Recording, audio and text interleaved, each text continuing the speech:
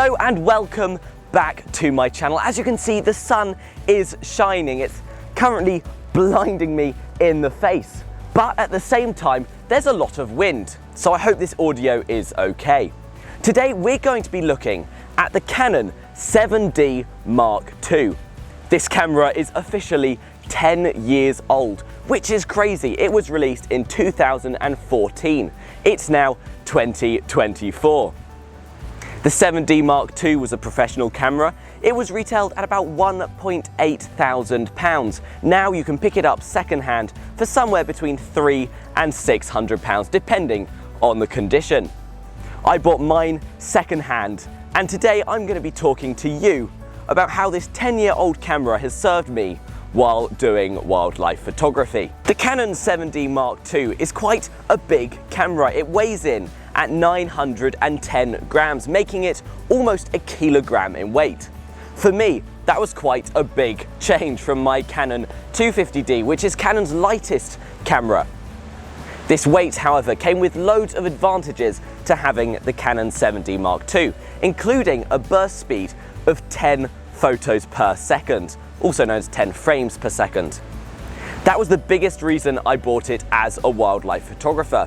As a bird was taking flight, I could burst the camera and get double the amount of shots, the amount of opportunities to get that perfect frame that I could on my Canon 250D, and this will be the same for many of the entry-level cameras. Mine was a 250D, which I would argue is more of an entry to intermediate level camera, and that will be the same if you're going into Nikon or any of the other brands. The Canon 7D Mark II has a 20 megapixel sensor. This actually isn't that huge. They're now coming out with ones with 30, I've seen some with 50, and that can be seen as a disadvantage. However, for my photography, for the YouTube channel, for Instagram, for smaller prints, 20 megapixels is by far enough. 50 is what you need if you're doing like a wall mural. You need it to be really, really sharp. So if you're going as a hobby photographer or as someone who's just going to print it in books or see it up on a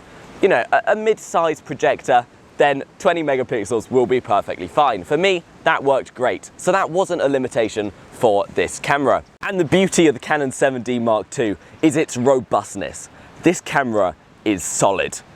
It's not made of plastic. This is solid metal. Now, I try not to abuse my cameras, but they have been knocked, they have been dropped. I walk through the forest, I go to the beach, it gets wet. Now, don't get me wrong, I'm not advising you to do this, but the Canon 7D Mark II can take a lot of wear and tear. Also, I bought it secondhand, so it wasn't a new piece of equipment. It already had a few knocks on it, meaning as much as I was precious about it, I didn't have to be overprotective about it. If you're already a Canon shooter and you use cameras like the 250D or the D100 or a larger camera, they will use EF mount lenses. The Canon 7D Mark II also uses an EF mount lens. So this camera can have the Sigma 150 to 600 that I shoot on my other cameras. It can use the 18 to 55, which is a common kit lens for Canon cameras. And this means that although you're buying a new camera that might be more pricey if you go for a newer one, you're not having to spend on getting new lenses for it. It should be compatible if you're used to the Canon lens setup. Now, if you're a professional photographer, you may be aware of something called dual card spots. For me, this wasn't a problem while I was doing it as a hobby, but when I went into professional photography, when I went into events and weddings, especially weddings, I wanted a camera with dual card spots. The 7D Mark II has 2 card slots. It has one for an SD card and one for a CF card. And this means when you're shooting in a wedding, say, you can set them to both record the photos. You take one photo and it gets put on both cards. That means that should one get corrupted or broken or lost, you still have a backup of those photos. The reason I say this is particularly important when you're doing weddings is because if you lose a photo and you only have one photo, you can't really recreate that moment. There's only one wedding and you have to have it being backed up so you can reliably give that photo to your client. For wildlife, it can be the same. You may see a goshawk fly past you once and you only have that one opportunity to take the photo. I have quite a funny story where I put one of my SD cards in the wash. I left it in a trouser pocket, put it in the wash, and if I didn't have a backup of that card, I would have lost those photos. So it's really handy to have that backup. One of the biggest concerns for people looking to buy the Canon 7D Mark II is the fact it's 10 years old, which is very old as cameras go. Technology has advanced since then. However, we have to bear in mind this camera was made for the Olympics. It was made to be a professional sports camera. And back in, what was it, 2014, there were some incredible photos. I wouldn't say photography has advanced that much since then. The equipment and the ease of taking photos has, but the quality of photos remains pretty much the same. That's because people were getting amazing photos with this camera. Getting a 7D Mark II does give you limitations. It's quite a fast camera, but it's not as fast as they are nowadays.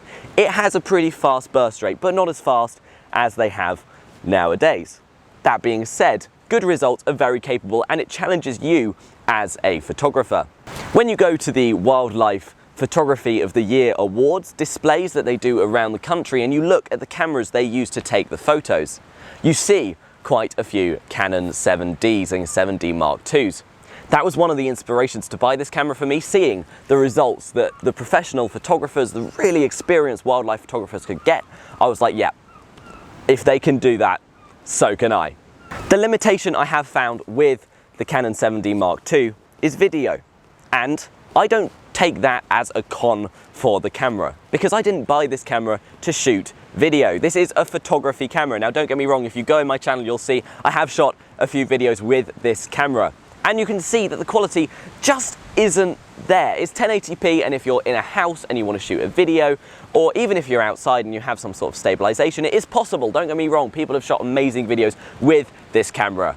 But it's no mark on my Canon 250D, for example, and so I wouldn't buy this camera if you were looking to do video. It can also only do 1080p video. That being said, it can do 60 frames per second, so you can do slow motion with this camera, which is pretty cool. And I think the last thing to say is that the Canon 7D Mark II has a built-in flash.